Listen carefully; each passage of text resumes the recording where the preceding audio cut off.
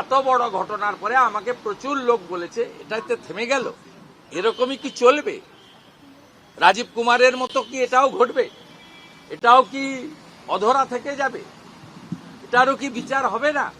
কিন্তু ইডি যে petition file করেছে তাতে 1, 2, 3 করে যা চেয়েছে, এবং 1 নম্বর রেসপন্ডেন্ট রাজ্যের মুখ্যমন্ত্রীকে করেছে, যিনি সশরীরে ওদের বাধা দিয়েছেন। রাজীব কুমার সহ আইপিএসদের এগেনস্টে তারা বলেছে, এবং তারা যেগুলো চেয়েছে it's a criminal offence, CBI investigation.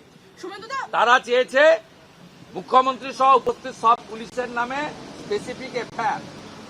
তারা চেয়েছে সব যে কাল জিনিসপত্র ওদের কাছ থেকে স্ন্যাচ করে নিয়ে গেছে সেগুলো রিকভারি, সিজ, উদ্ধার, সেটা সিবিআইয়ের মাধ্যমে করতে চেয়েছে। It's a very appropriate decision in appropriate time. এরপরে তো আমার মনে হয় ইডির উপরে গোটা পশ্চিমবাংলার মানুষের আস্থা শতগুণ বেড়ে গেল।